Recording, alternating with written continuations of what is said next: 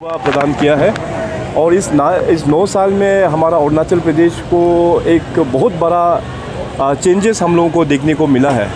तो ये एक पार्टी का एक्टिविटी है, इसका डिटेल हमारा पार्टी अध्यक्ष भी साथ में है, वो इसका बारे में डिटेली मेंशन करेंगे। तो इस 9 साल में इंफ्रास्ट्रक्चर वाइज में भी हम लोगों का इम्प्रूवमेंट काफ़ी यहाँ पे हुआ है और हर एक सेक्टर में, चाहे इन्वेस्टमेंट सेक्टर में हो, हर एक सेक्टर में, एग्रीकल्चर सेक्टर, टूरिज़्म सेक्टर, हर एक सेक्टर में इसका अचीवमेंट हुआ है। आज का इस फंक्शन में अपना राज्य सरकार का भी जो 7 इयर्स का जो कार्यकाल में भारतीय जनता पार्टी का जो सरकार में जो अचीवमेंट है उसका भी एक बुकलेट का तौर पे भी रिलीज़ हुआ है और सॉफ्ट कॉपी भी है, उसका व्हाट्सएप में आप लोगों को भी सर्कुलेट किया जाएगा। स्टेट का इकोनॉमी कहाँ जा रहा है सर? अभी स्टेट का इकोनॉमी बहुत ही अच्छा अभी उभर के आ रहा है। आज का स्पीच में भी हमने जिक्र किया है कि 2016 में अपना स्टेट का जो बजट था वो करीबन 12,500 करोड़ था, 12,500 करोड़ वे बैक इन 2015-16। अभी का जो बजट है वहाँ से उभर के अभी डबल से भी ज़्यादा, इट हैज़ टच्ड 30,000 करोड़। और स्टेट का जो रेवेन्यू जो है, मैं हमेशा बोलता हूँ प्रधानमंत्री ने जो हम लोगों को आत्मनिर्भर होने का जो दिशा दिखाया है, अरुणाचल को भी किसी न किसी दिन हम लोगों को भी अपना पैरों में खड़ा होना चाहिए, जिसमें रिसोर्स मोबिलाइजेशन, रिसोर्स जनरेशन, ये बहुत इंपॉर्टेंट रोल प्ले किया जाएगा। 2015-16 में हमारा राज्य का जो एनुअली एक साल में रेवेन्यू जनरेशन था 900 करोड़, तो उससे बढ़ के अभी लास्ट ईयर का हमारा एक साल का रेवेन्यू जनरेशन है 3,500 करोड़।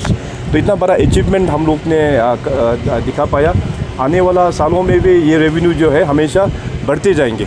जब रेवेन्यू जो बढ़ता है तो स्टेट का डेवलपमेंट में और भी हम लोग सहयोग कर पाएंगे। Sir, regarding the border issue, Assam and Arunachal always have this border dispute, like the incident that been happening recently about according to the report, two were killed and 3 were injured. So proper demarcation क्यों नहीं?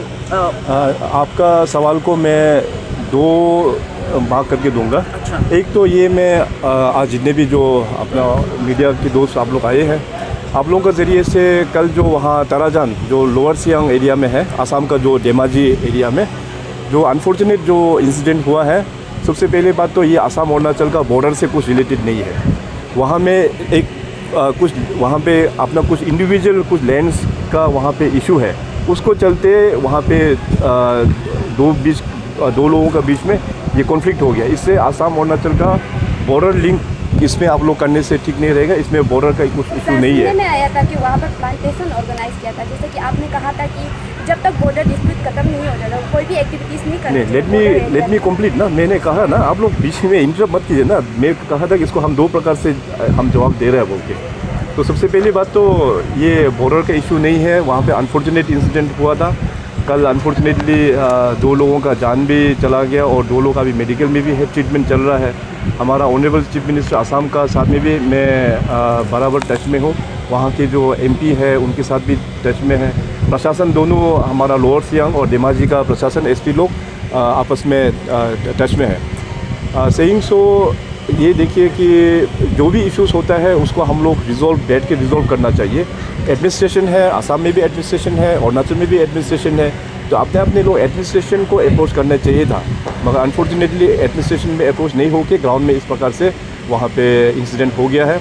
उसको लेते हुए मैंने already अपना home जो minister है और DGP को मैंने क्लियर कट इंस्ट्रक्शंस दिया हुआ है कि जो भी कल्प्रिट है उसको अरेस्ट करना चाहिए।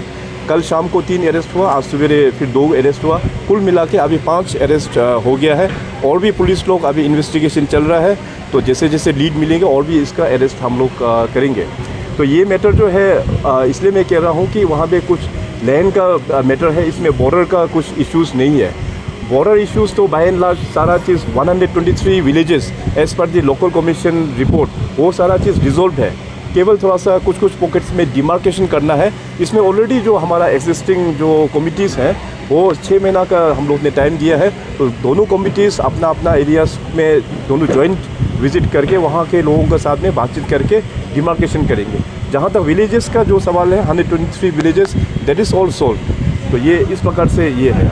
सर, कल रात को लेट नाइट तक मीटिंग चल रहा था गोगामुख में, तो उसका क्या अपडेट है? क्योंकि ईटानगर में लोग परेशान हैं, चिंतित है कि हम धेमाजी कैसे जाएं, एयरपोर्ट डिब्रूगढ़ कैसे जाएं।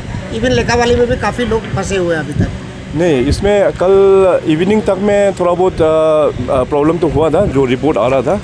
तो इस तरह का इंसिडेंट में बहुत सारा एलिमेंट्स भी होते हैं, फ्लेयर अप भी करते हैं। तो इसमें अभी मैं असम के जो मुख्यमंत्री है, वहाँ के जितने भी जो MLAs लोग हैं, MP साहब, वहाँ के जो प्रशासन, उन लोगों को भी हम धन्यवाद करना चाहेंगे कि उन लोग ने इस सिचुएशन को टेकफुली उन लोग हैंडल कर लिया है। अभी वहाँ पे कम्यूटर्स लोगों के लिए, कम्यूटर्स जो ट्रेवलर्स लोगों के लिए अभी इस प्रकार का कोई प्रॉब्लम नहीं है। आज सुबह ही मैं MP साहब से भी बात हुआ था, तो इस तरह का अभी कुछ प्रॉब्लम वहाँ पे नहीं है। सर, जो एक्टिविटीज़ बीजेपी पार्टी अभी करा रहे हैं 9 years कंप्लीशन, स्टेट तो हम लोगों का काफ़ी बड़ा स्टेट है। यहाँ तो आप जितने भी काम करो, हमको लगता है अभी भी बहुत कमी है। तो और भी हम लोगों को भारत सरकार के साथ में मिलकर इंफ्रास्ट्रक्चर में हम लोगों को बड़ा जो गैप है, उसका हम लोगों का मीटअप करना पड़ेगा। और मेरा बहुत सारा सेक्शंस ऑफ सोसाइटी के साथ में भी इंटरेक्शंस हम करते रहते हैं, यूथ के साथ में करते हैं, और ख़ास करके जो समाज में जो इन्फ्लुएंसर्स हैं उनके साथ में हम इंटरेक्शन करते हैं, और CBOs के साथ में हमारा रेगुलर टच में है। तो लोगों का जो एस्पिरेशंस है उसको हमको समझ के फिर अकॉर्डिंगली पार्टी भी उसको समझ के तो 24 का जो मैनिफेस्टो है पार्टी में, उसको हम लोग अच्छी प्रकार से रिफ्लेक्ट करेंगे। Sir, I want to shift your focus on one more question. Yesterday, I have an interview with the mayor, sir, and I put a question about the solid waste management plan. Since you have talked about the tourism sector, so most of the tourists, they have to go through that part, and that part is really unhealthy, and the dwellers are suffering. तो mayor sir ने कहा कि fund allocation अभी तक नहीं हुआ है करके। नहीं, ऑलरेडी इसमें कल जो हमने जो भवन, जो IMC का भवन जो इनोग्रेट किया था, तो वहाँ में हम लोग ने पावर पॉइंट प्रेजेंटेशन देखा वहाँ पे। तो पावर पॉइंट प्रेजेंटेशन में ऑलरेडी जो नया जो सीवरेज जो अपना सॉलिड वेस्ट मैनेजमेंट का जो प्लांट जो है ऑलरेडी कंस्ट्रक्शन स्टार्ट हो गया है। तो राज्य सरकार का ओर से अगर कुछ फंड अगर पेंडिंग है, तो चीफ सेक्रेटरी भी कल का फंक्शन में ऑलरेडी मौजूद था, तो क्लियर कट हमने मेंशन कर दिया था कि चीफ सेक्रेटरी जो है IMC के साथ में कोऑर्डिनेट करके ज़रूर हम लोग राज्य सरकार उसको हैंड होल्ड हम करेंगे।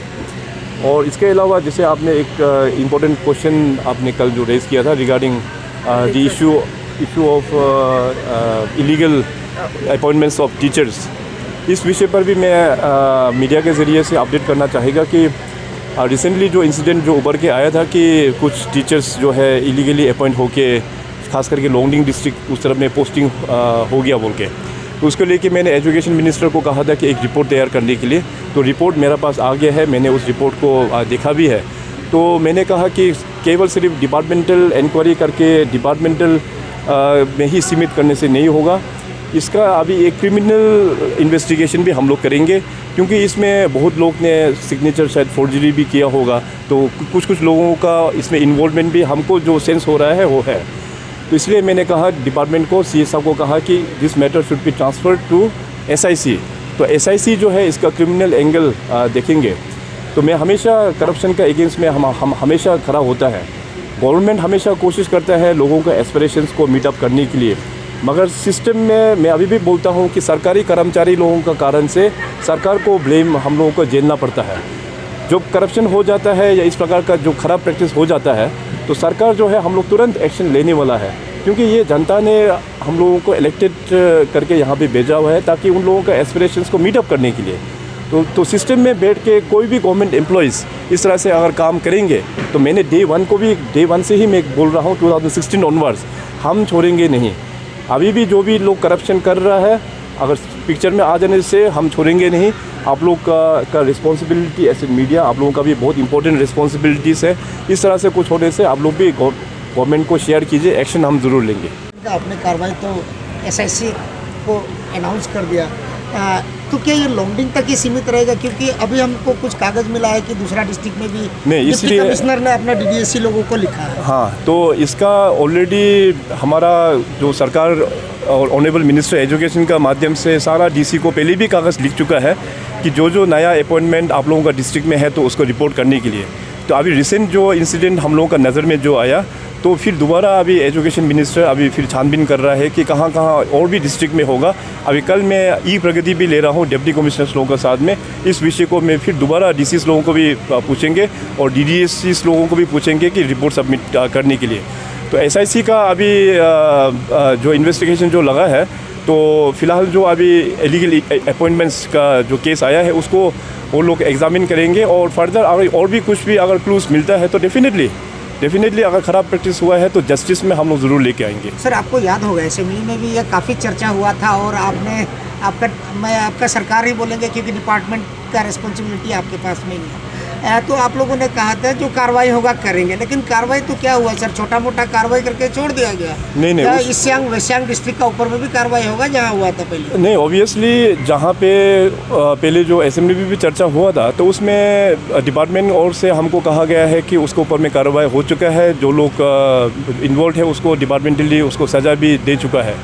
मगर अभी देखिए कि इसमें अभी इस बार का जो तस्वीर जो सामने में आया है तो उससे लगता है कि सिर्फ उतना में ही सीमित नहीं था, इसलिए मैंने डिसाइड कर लिया कि ये मैटर को एसआईसी को दे देंगे। तो एसआईसी जब टेक ओवर करेंगे तो डेफिनेटली इसमें और भी रिजल्ट्स आएंगे, आप लोगों को भी अपडेट किया जाएगा इस विषय पर। 10 तारीख को रिपोर्ट सबमिट करने का डेट है पूरा अरुणाचल प्रदेश से, सब जगह से। तो क्या 10 तारीख तक आप लोग रुकेंगे ना, उससे पहले आप लोग कार्रवाई करोगे? कार्रवाई ऑलरेडी हमने डायरेक्शंस दे चुका है एसआईसी को हैंड ओवर करने के लिए। तो एसआईसी जो है वो क्रिमिनल एस्पेक्ट्स पर वो इन्वेस्टिगेशन अपना चलते रहेंगे। सर इसके साथ में जब इलीगल का बात आ गया तो हम लोग लीगल का भी बात थोड़ा सा बता देते हैं जनता को। आपका सरकार एक वादा किया था 2019 में टीचर्स लोगों को रेगुलराइज करने का, वो तो हुआ नहीं सर, क्यों नहीं हुआ और कब करेंगे आप लोग? 24 तो आने वाला है अभी फिर। नहीं, देखिए इसमें मेरे पास अभी यहाँ पे डाटा है। लास्ट ईयर हम लोग ने 2019 में हम लोग ने वादा किया था कि ISSE का जो टीचर्स है उसका हम लोग regularise on a phase manner हम लोग करेंगे। तो सेशन 2020 में 292 PRT ISSE लोगों को DPC के थ्रू से रेगुलर किया गया था। सेशन 2021 में 53 TGT लोगों को ISSE के अंदर में उसको रेगुलर किया था।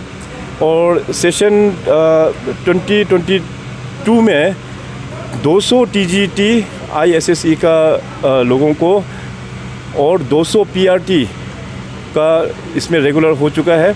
और सेशन 2023 में अभी हम लोग प्रपोज है कि करीबन 201 नंबर PRT और 29 TGT को हम लोग रेगुलर कर पाएंगे। तो इस साल का फिगर जो अकाउंट नहीं करके अभी काफ़ी मोर देन आई थिंक 400-500 लोगों को ऑलरेडी हम लोग ने रेगुलर कर दिया है। और इस साल भी जो मैंने कहा इस साल भी रेगुलर हम लोग करने जा रहा है। तो गवर्नमेंट ने जो वादा किया है वो इन फेस मैनर हम लोग रेगुलर तो हम लोग करके ही तो जा रहा है।